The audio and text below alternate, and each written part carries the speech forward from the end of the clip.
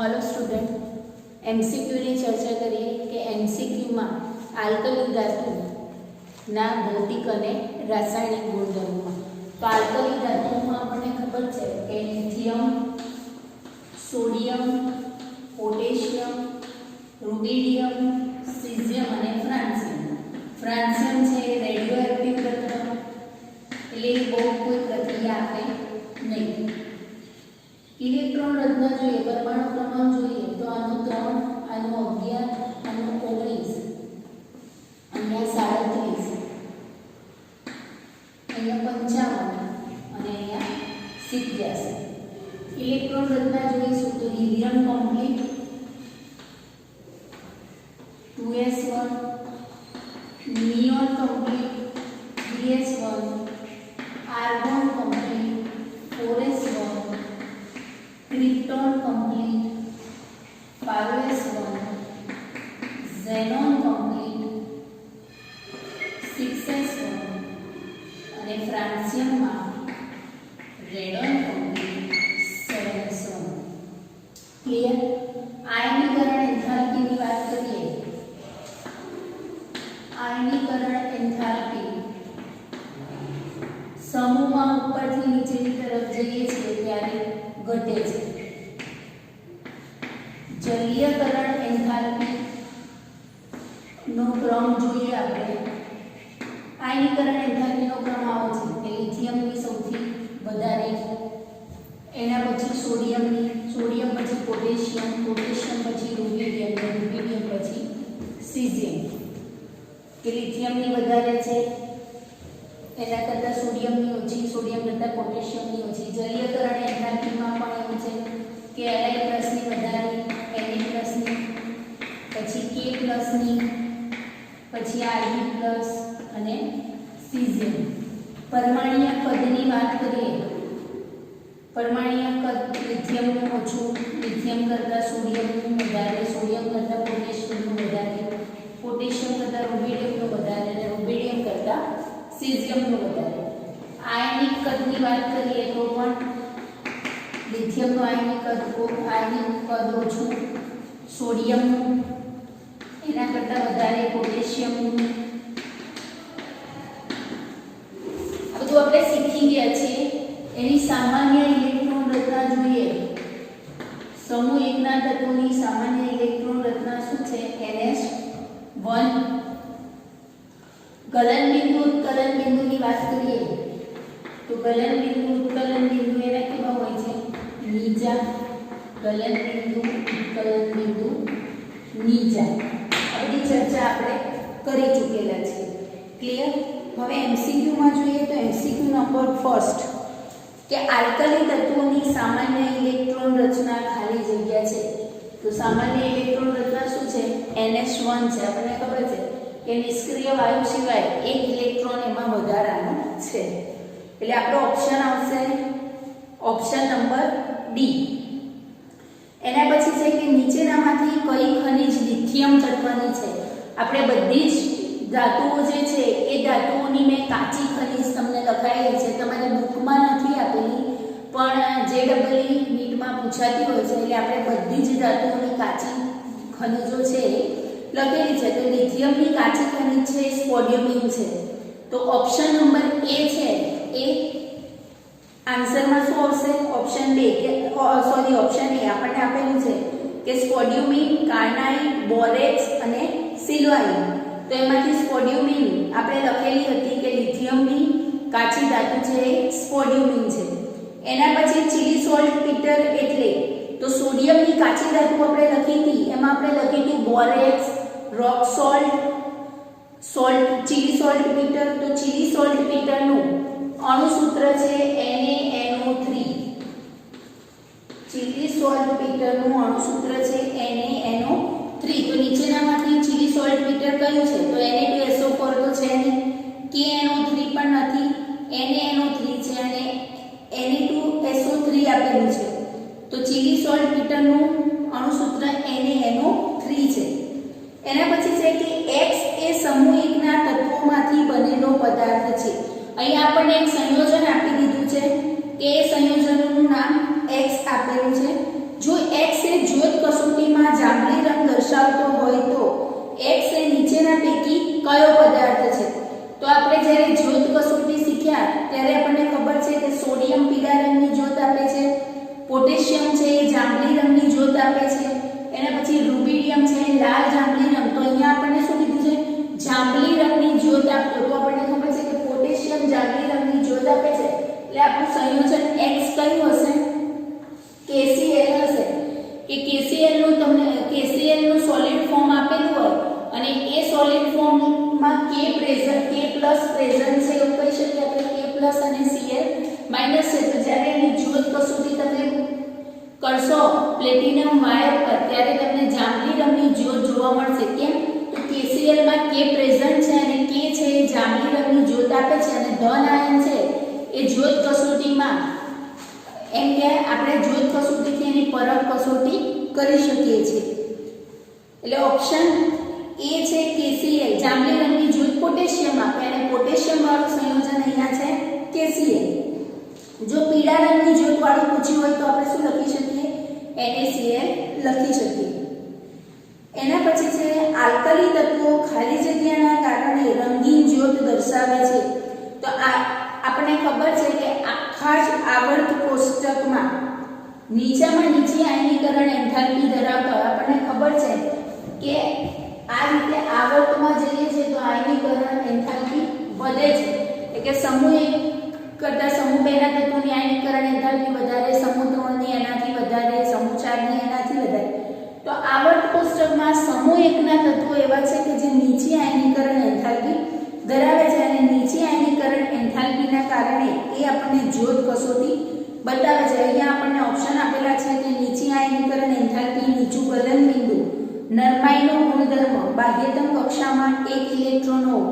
તો નીચી આયનીકરણ એન્થાલ્પીના કારણે એને જ્યારે ગરમ કરવામાં આવે ત્યારે ખૂબ ઓછા તાપમાને ઇલેક્ટ્રોન છે એ નીચા શક્તિ સ્તરમાંથી ઊંચા શક્તિ સ્તરમાં જાય અને ઊંચા શક્તિ સ્તરમાંથી જ્યારે પાછો ફરે છે ત્યારે એ શું કરે છે?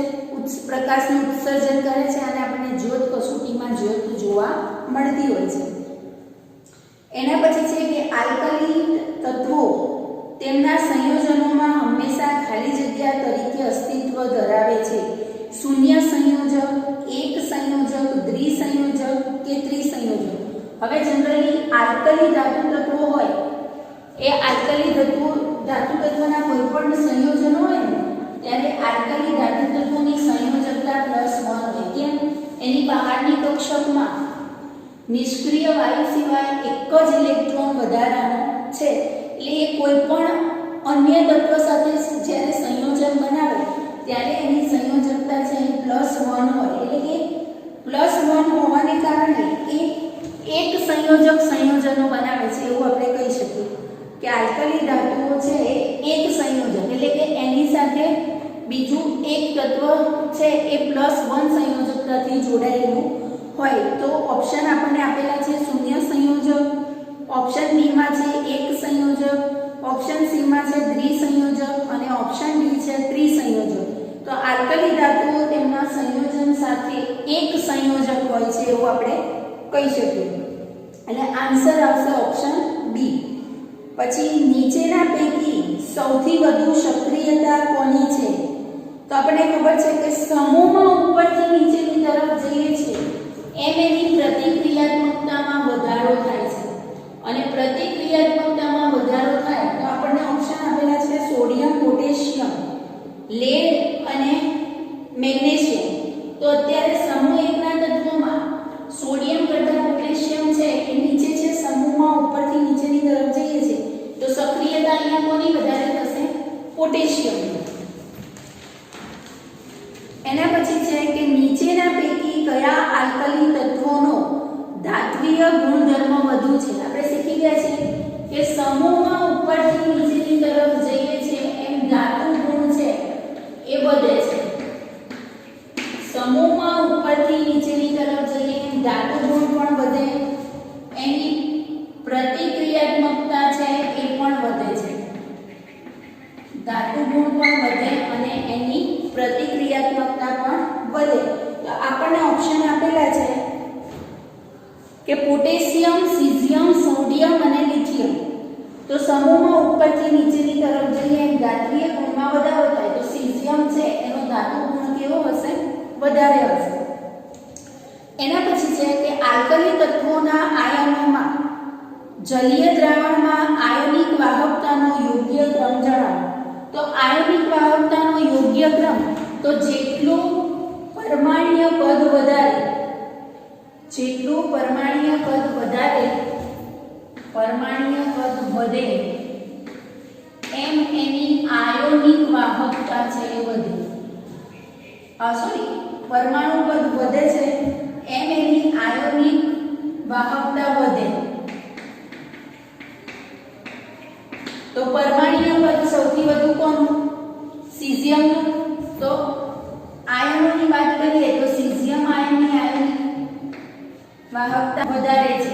એના પછી રૂબિડિયમની, રૂબિડિયમ પછી પોટેશિયમની, પોટેશિયમ પછી સોડિયમની અને સોડિયમ પછી લિથિયમની. ક્લિયર? તો આયનિક વાહકતાનો ક્રમ આપણને આપેલો છે. એમાં સીઝિયમ, રૂબિડિયમ, પોટેશિયમ અને સોડિયમ આપેલું છે, લિથિયમ આપેલું નથી. તો ઓપ્શન એમાં જુઓ કે આયનિક વાહકતા વધારે તો જેનું પરમાણુ કદ વધારે એની આયનિક વાહકતા વધારે. તો સીઝિયમનું પરમાણુ કદ વધારે રૂબિડિયમ કરતા, રૂબિડિયમનું પોટેશિયમ કરતા વધારે અને પોટેશિયમનું સોડિયમ કરતા વધારે. તો આપણો ક્રમ થશે ઓપ્શન એ પ્રમાણે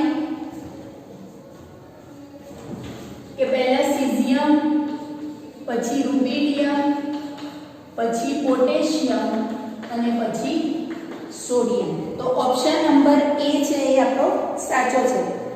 પછી કયા આયનોની આયોનિક વાહકતા સૌથી ઓછી છે? ઓપ્શન આપેલા છે આપણને Rb+, Cs+, Li+ અને Na+. તો જેનું પરમાણ્વીય કદ ઓછું એના આયનો એની આયોનિક વાહકતા છે એ પણ ઓછી. તો આપણને આપેલા ઓપ્શનમાં લિથિયમનું પરમાણુ કદ ઓછું છે તો લિથિયમની આયોનિક વાહકતા પણ શું થશે? ઓછી થશે. તો MCQ નંબર 10 માં આન્સર આવશે ઓપ્શન સી. એના પછી 11 માં છે કે નીચેના પૈકી કયા ધન આયનનું કદ સૌથી નાનું છે? આપણે ત્રીજા ચેપ્ટરમાં પણ ચર્ચા કરી છે કે જનક પરમાણુ કરતા ધન આયનનું કદ છે નાનું હોય અને નાના કદમાં પણ જેટલો ધન વીજભાર વધારે એટલું એનું કદ કેવું થાય? નાનું થતું હોય છે. તો અહીંયા ધન વીજભાર કોનો વધારે છે? તો Na+, Mg+2, Al+3 અને Ca+2 માં Al+3 નો ધન વીજભાર વધારે છે તો Al+3 નું કદ કેવું થશે? નાનું થશે. પછી નીચે ખાલી જગ્યાનું કદ સૌથી વધુ છે તો સોડિયમ, પોટેશિયમ, Na+ અને K+. હવે આપણને ખબર છે કે સમૂહમાં ઉપરથી નીચેની તરફ જઈશું એમ કદમાં વધારો થશે. એટલે એવું કહી શકું કે સોડિયમનું કદ છે એના કરતાં પોટેશિયમનું કદ વધારે. હવે સોડિયમ કરતાં Na+ આયન છે એ નાનો અને પોટેશિયમ કરતાં K+ આયન છે એ નાનો. એટલે સૌથી વધુ કદ અહીંયા કોનું થશે? પોટેશિયમનું. આપણને ઓપ્શન આપેલા છે એમાં સૌથી વધારે કદ છે એ પોટેશિયમનું છે. આન્સર ટીક કરવાનો રહી ગયો છે પણ ઓપ્શન બી આવે. એના પછી છે કે જલીયકરણ એન્થાલ્પીનો ક્રમ. હવે આપણને ખબર છે કે જેટલું આયનિક કદ ઓછું એટલી એની જલીયકરણ એન્થાલ્પી છે એ વધુ છે. કદ ઓછું, આયનિક કદ ઓછું એટલી જલીયકરણ એન્થાલ્પી એની વધારે. જલીયકરણ એન્થાલ્પી વધુ. હવે આપણને ખબર છે કે લિથિયમનું કદ નાનું છે તો એની જલીયકરણ એન્થાલ્પી વધારે. એના પછી સોડિયમનું કદ છે, સોડિયમ આયન એનું કદ વધુ છે તો એની જલીયકરણ એન્થાલ્પી એના કરતાં ઓછી, પોટેશિયમની એના કરતાં ઓછી, રૂબિડિયમની એના કરતાં ઓછી અને સૌથી ઓછી સીઝિયમની. તો પરમાણ્વીય કદ વધે તો આયનિક વાહકતા વધે પણ આયનિક કદ ઘટે તો જલીયકરણ એન્થાલ્પી યાદ રાખવાનું છે. તો ક્રમ સાચો થશે આપણો ઓપ્શન એ કે લિથિયમની જલીયકરણ એન્થાલ્પી વધારે, એના કરતાં સોડિયમની ઓછી, સોડિયમ કરતાં પોટેશિયમની ઓછી, પોટેશિયમ કરતાં રુબિડિયમની ઓછી અને રુબિડિયમ કરતાં સીઝિયમની ઓછી. એના પછી છે કે લિથિયમની મર્યાદિત માત્રામાં ઓક્સિજન સાથે પ્રક્રિયા દ્વારા કયું સંયોજન મળે છે. હવે થિયરી બેઝમાં આપણે શીખી ગયા કે લિથિયમ છે જ્યારે ઓક્સિજન સાથે પ્રક્રિયા કરે, મર્યાદિત માત્રામાં ઓક્સિજન સાથે પ્રક્રિયા કરે છે તો એ લિથિયમના મોનોક્સાઇડ બનાવે છે, અને જો એની વધારે ઓક્સિજન સાથે પ્રક્રિયા કરવામાં આવે તો વધારેમાં વધારે પેરોક્સાઇડ સંયોજનો બનાવી શકે, પણ સુપર ઓક્સાઇડ સંયોજનો બનાવી શકતા નથી. પણ આપણને અહીંયા શું કીધું છે કે લિથિયમની મર્યાદિત માત્રામાં ઓક્સિજન સાથે પ્રક્રિયા કરવાની છે. તો લિથિયમની મર્યાદિત માત્રામાં ઓક્સિજન સાથે જ્યારે પ્રક્રિયા કરીએ છીએ ત્યારે લિથિયમ છે મોનોક્સાઇડ આપે છે.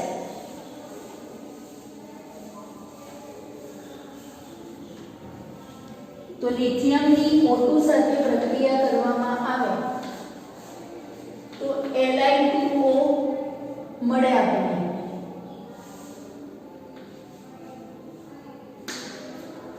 લિથિયમની મર્યાદિત ઓક્સિજન સાથે પ્રક્રિયા કરીએ તો Li2O એટલે કે લિથિયમની સંયોજકતા પ્લસ અને ઓક્સિજનની -2 છે, તો અહીંયા બે લિથિયમ એની સાથે જોડાતા હોય છે.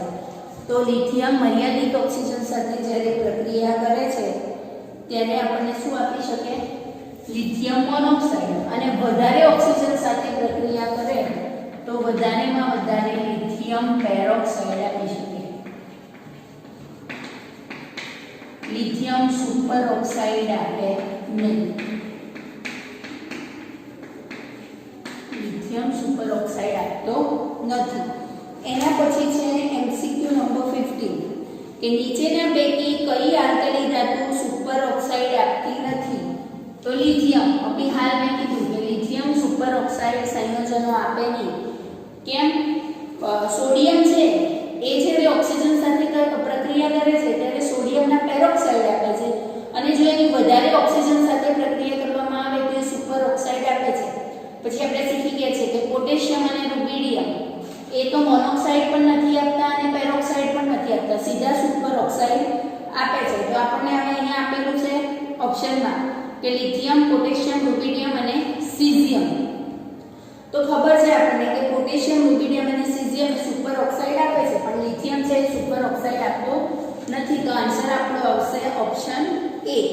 એના પછી છે ઓક્સોન. એટલે જ ઓક્સોન એટલે આપણે એને સોડિયમ પેરોક્સાઇડ કહી શકીએ. Na2O2 નું બીજું નામ ઓક્સોન, અથવા તો આપણે એને શું કહીએ છીએ? Sodium peroxide. તો કોઈ વખત તમને ઓક્સોનનું અણુસૂત્ર પૂછે તો તમે Na2O2 લખી શકો છો. હવે સોડિયમની પૂરતી માત્રામાં ઓક્સિજન સાથે પ્રક્રિયા કરવામાં આવે તો કયું સંયોજન મળે? આપણે શીખી ગયા કે સોડિયમની O2 સાથે પ્રક્રિયા કરીએ છીએ આપણે તો Na2O2 એટલે કે સોડિયમના પેરોક્સાઇડ મળે છે. અને જો એની વધારે ઓક્સિજન સાથે પ્રક્રિયા કરવામાં આવે Na2O2 છે એની ફરીથી ઓક્સિજન સાથે પ્રક્રિયા કરીએ છીએ આપણે તો Na2O બનાવે છે, એટલે કે એના સુપર ઓક્સાઇડ. એટલે કે પૂરતી માત્રામાં ઓક્સિજન સાથે પ્રક્રિયા કરે છે તો સોડિયમ પેરોક્સાઇડ આપે છે. તો શું આવશે આન્સર? ઓપ્શન બી Na2O2 આવશે. આલ્કલી ધાતુના ઓક્સાઇડ પાણી સાથેની પ્રક્રિયાથી કયા પ્રકારના દ્રાવણો બનાવશે? આપણને ખબર છે કે આલ્કલી ધાતુના ઓક્સાઇડ છે Na2O2 ની પાણી સાથે પ્રક્રિયા કરીએ તો NaOH મળે અને હાઇડ્રોજન વાયુ છૂટો પડે. તો NaOH છે શું? બેઝ છે. તો આલ્કલી ધાતુઓના ઓક્સાઇડ પાણી સાથે પ્રક્રિયા કરે ત્યારે બેઝ બનાવે છે. તો કયા પ્રકારનું દ્રાવણ મળે? બેઝિક દ્રાવણ. તો આન્સર આવશે ઓપ્શન બી. એના પછી છે કે સોડિયમ ધાતુ એ પ્રવાહી એમોનિયામાં ઓગળીને ઘેરા વાદળી રંગનું દ્રાવણ ખાલી જગ્યાને કારણે આપે છે. તો આપણે આલ્કલી ધાતુઓની એમોનિયા સાથેની પ્રક્રિયા શીખીએ છીએ કે આલ્કલી ધાતુની જ્યારે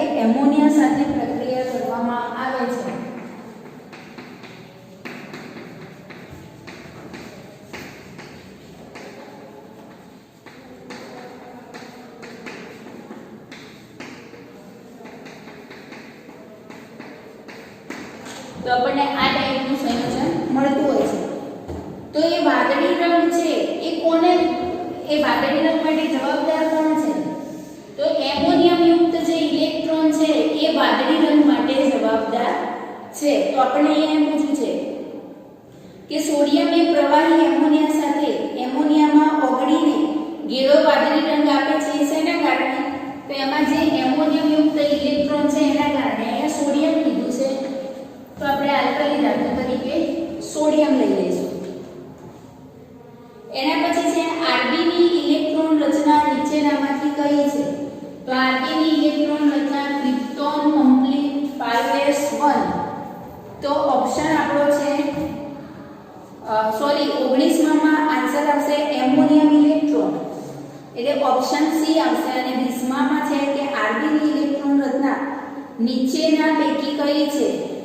તો ક્રિપ્ટોન કમ્પ્લીટ 5s1, એટલે ઓપ્શન નંબર બી આવશે. એના પછી છે કે MCQ નંબર 21 આલ્કલી ધાતુઓ કુદરતમાં મુક્ત સ્વરૂપે મળતી નથી. કેમ નથી મળતી? તો આપણે કારણ શીખી ગયા છે કે આલ્કલી ધાતુઓની આયનીકરણ એન્થાલ્પી છે સમૂહમાં ઉપરથી નીચેની તરફ જઈએ છે તો શું થાય છે? ઘટે છે. આયનીકરણ એન્થાલ્પી ઘટે છે મતલબ કે આ એક ઇલેક્ટ્રોન છે એ સરળતાથી દૂર કરી દે. એની પ્રતિક્રિયાત્મકતા કેવી છે? વધારે છે. પ્રતિક્રિયાત્મકતા વધારે હોય એટલે તરતના તરત શું કરે? કોઈ તત્વ સાથે સંયોજાઈ જતું હોય છે. એના પછી છે સૌથી વધુ વિદ્યુત ધન ધાતુઓ છે. બહુ ઈઝીલી ઇલેક્ટ્રોન ગુમાવે છે અને +1 વિદ્યુત ભાર બહુ ઝડપથી એ ગ્રહણ કરી લેતી હોય છે. એના પછી છે કે સહેલાઈથી ઇલેક્ટ્રોન ગુમાવી દે છે. એના કારણે એ મુક્ત સ્વરૂપે મળતી નથી. એટલે આન્સર આવશે આપેલ તમામ. આપણને ખબર છે કે એની રિએક્ટિવિટી, એની જે પ્રતિક્રિયાત્મકતા છે બહુ જ વધારે છે. પ્રતિક્રિયાત્મકતા વધારે છે એટલે સરળતાથી ધન વીજભાર રીતે સંયોજનો બનાવી દે. અને પ્રતિક્રિયાત્મકતા વધારે હોય એટલે તરતના તરત એ કોઈના કોઈ સાથે સંયોજાઈ જાય છે. ક્લિયર? એટલે આન્સર આવશે ઓપ્શન ડી. એના પછી છે કે સુપર ઓક્સાઇડમાં ઓક્સિજનનો ઓક્સિડેશન આ કેટલો ગણાય? આપણે એમ કીધું કે પોટેશિયમ છે એ સુપર ઓક્સાઇડ બનાવે છે. હવે અહીંયા એક પોટેશિયમની સંયોજકતા +1 છે એટલે આની -0.5 થશે કારણ કે બે પોટેશિયમ સાથે એક ઓક્સિજન સંયોજાયેલો છે. એટલે અહીંયા +2 ની સામે 0.5 છે એવું કહી શકાય.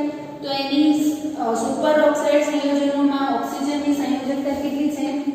-1/2 એટલે કે -0.5. તો ઓપ્શન નંબર એ. એના પછી MCQ નંબર 23 માં છે કે ઓક્સાઇડ, પેરોક્સાઇડ તેમજ સુપર ઓક્સાઇડ આયનો અનુક્રમે ખાલી જગ્યા દ્વારા દર્શાવે છે. આપણને ખબર છે કે ઓક્સાઇડ એટલે O-2, અહીંયા O-1 અને અહીંયા O-0.5 પણ આ O2 ફોર્મમાં હોય. ક્લિયર? એટલે આપણો ઓપ્શન આવશે ઓપ્શન ડી. કે અહીંયા આપણને આવું આપેલું છે ઓપ્શન ડી માં કે O2 - 2 એટલે આ O2 - 2 એટલે એક ઓનીનું -1 જ થઈ ને. અહીંયા O2 માઈનસ આપ્યું છે આપણે O2 માઈનસ આપ્યું છે એટલે અહીંયા એક ઓની શું થઈ 0.5 થઈ અને O - 2 એટલે એક ઓની માઈનસ. એટલે આપણને ઓપ્શન આ રીતનો આપેલો છે અથવા તો આ રીતે આપ્યું હોય તો પણ ચાલે કે O2 - 2 O2 O - 1 અને O - 0.5. તમને આવું આપેલું છે એનો મતલબ આવો થાય. આપણને ખબર છે કે ઓક્સાઇડમાં -2 સંયોજકતા હોય, પેરોક્સાઇડમાં -1 હોય અને સુપર ઓક્સાઇડમાં -0.5.